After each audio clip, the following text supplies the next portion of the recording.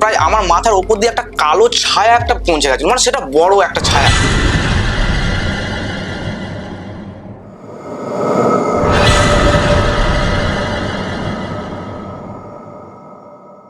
নমস্কার দর্শক বন্ধুরা, হরার পয়েন্ট এই পডকাস্টে আমি শুভময় চক্রবর্তী আপনাদের সাদর আহ্বান জানাচ্ছি।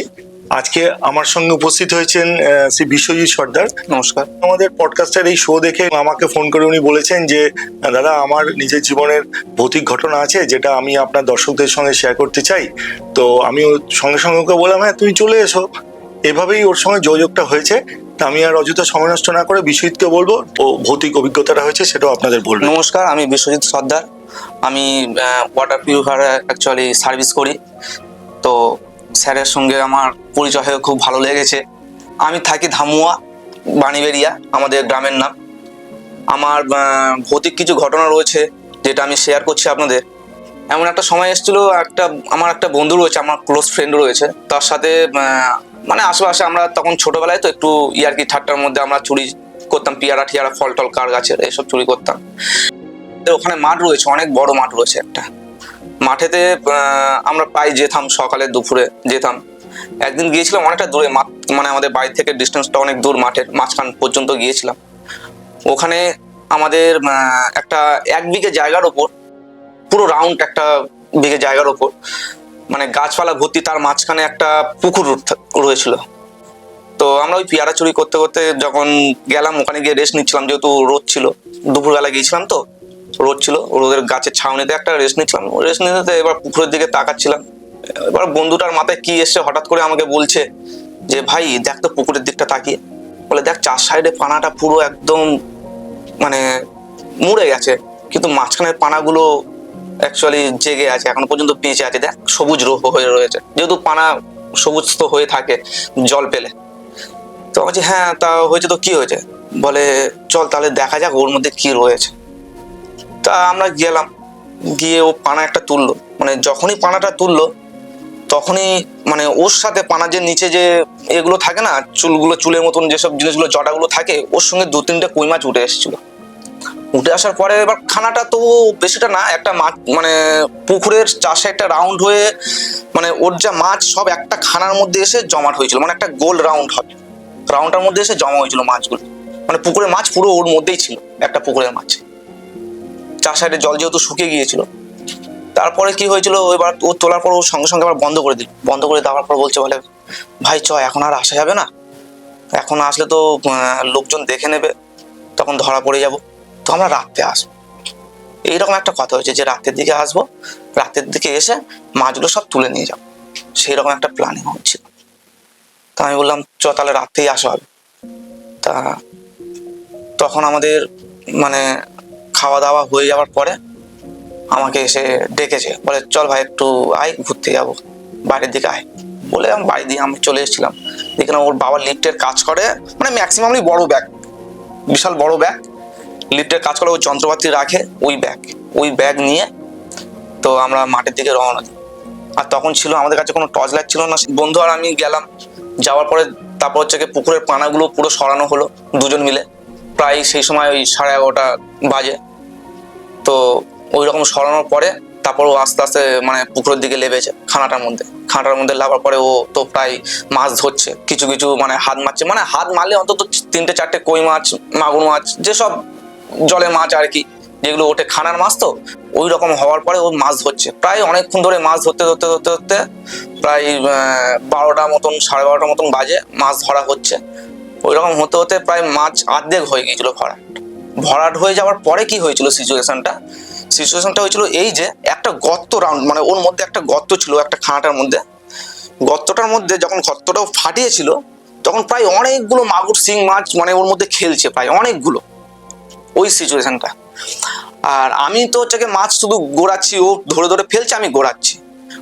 আর মেন ঘটনা এটা হয়েছে যেটা আমি নিজে অবাক হয়ে গেছিলাম, বা আমি নিজে ভয় পেয়ে গেছিলাম, যে 1 বিঘে জায়গার ওপর, মানে ওপারেও গাছ রয়েছে, এপারেও গাছ রয়েছে, মাঝখানে পুকুর। ওখান থেকে প্রায় আমার মাথার উপর দিয়ে একটা কালো ছায়া একটা পৌঁছে গেছে, মানে সেটা বড় একটা ছায়া। মানে গিয়েছে তখন, যেহেতু চাঁদের আলো তো, আকাশ পুরো খোলা, পুরো ছায়াটা যখন গিয়েছে, ও তো মাছ ধরার নেশার মধ্যে পড়ে রয়েছে। যখন ছায়াটা গিয়েছে আমি নিজের থেকে মানে বুঝতে পেরেছি যে আমি যখন মাছ ঘোরাচ্ছি আমার ছায়াটা যখন গিয়েছে আমি বুঝতে পেরেছি যে ছায়াটা গিয়েছে একটা কোনো একটা ছায়া। প্রায় আমি উপর দিকে তাকালাম চার সাইডটা দেখলাম, মানে সেই সময় তো আমার গা তো মানে এখনো পর্যন্ত কাঁটা দিয়ে উঠছে। মানে আমি ভাবছি যে কি জিনিসটা গেল আমার মাথার উপর দিয়ে। চার সাইডে যখন দেখছি কিছুই তো পাচ্ছি না এর মধ্যে। ঠিক আছে, এবার আমি তখন নিজের থেকেই ভয় খেয়ে গেছিলাম। আমি বলছি ভাই তুই চ বাড়িতে চ, আর মাছ ধরতে হবে না, প্রায় ব্যাগ ভর্তি হয়ে এসছে, আর মাছ ধরতে হবে না। বলে এই গর্তটা খুলেছে, এই গর্তটা মানে মাছগুলো তুলে নিয়েই বাড়ি যাও। ঠিক আছে, আমি ভাই অনেক বেজে গেছে, প্রায় চ। তখন প্রায় 1:30, মানে ওই রকম মানে যেহেতু কনস্টালি মাছ ধরছি তো প্রায় 1:30-2 বাজে। এবার আমাদের চাষিরা ঢুকে যায় 3টের সময়, মাঠে ঢুকে যায়। ওখানে আমাদের হাট বসে ধামুয়াতে ভোরবেলার থেকে। ওরা মানে কপি রবি যেগুলো হয় আর কি ফসল কাটতে ওরা মাঠে ঢুকে যায় 3টের মধ্যে। তো ওই ধরতে ধরতে প্রায় হচ্ছে গিয়ে 2টো ওই রকম হয়ে গেছে। ও তো মাছ ধরার নেশাও কমাতে পারছে না, আর আমার গায়ে দিকে ছমছম করছে।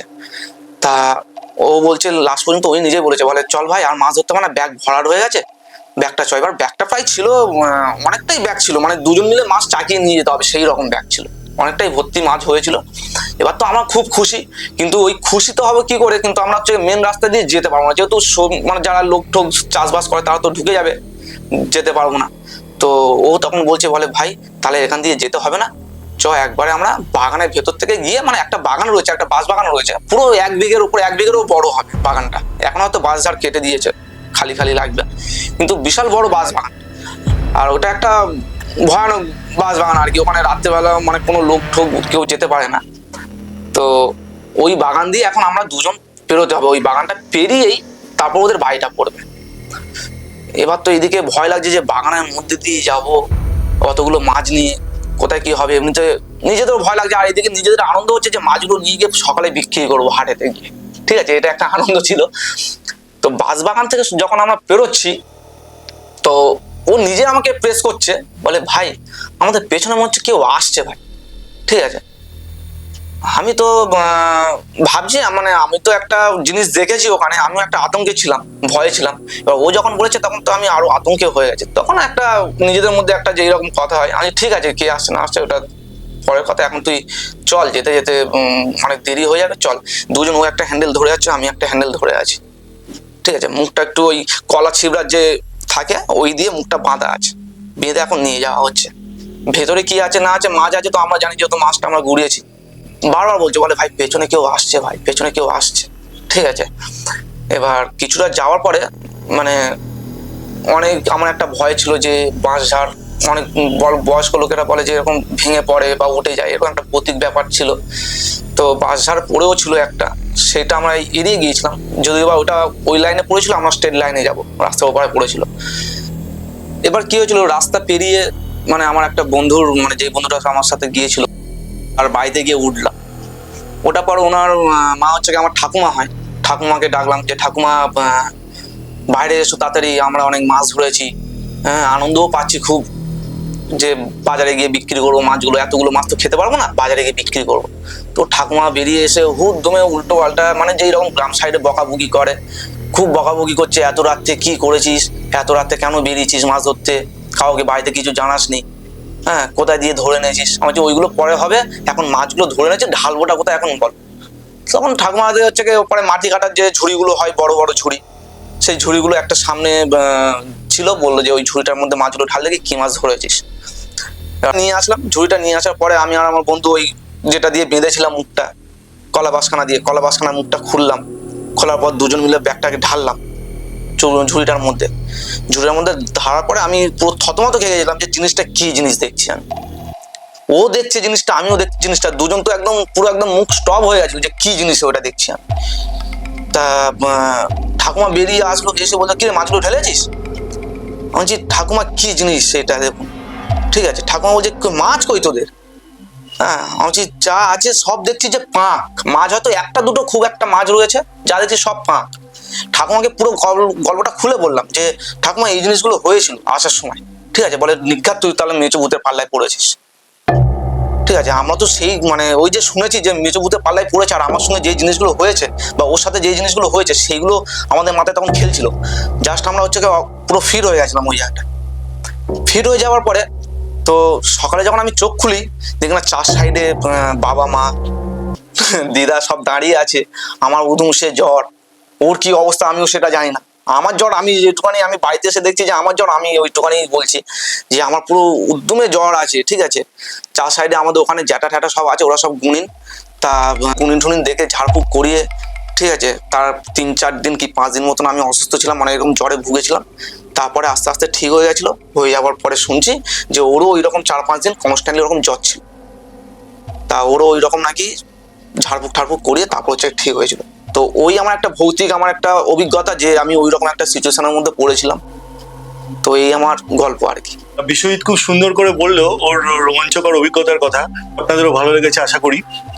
আমি ওকে রিকোয়েস্ট করবো, ওর আরেকটা গল্প রয়েছে কিন্তু ও খুব ব্যস্ত, একটা কাজে বেরিয়ে যাবো, আরেকদিন এসে ও বাকি গল্পটা বলবে।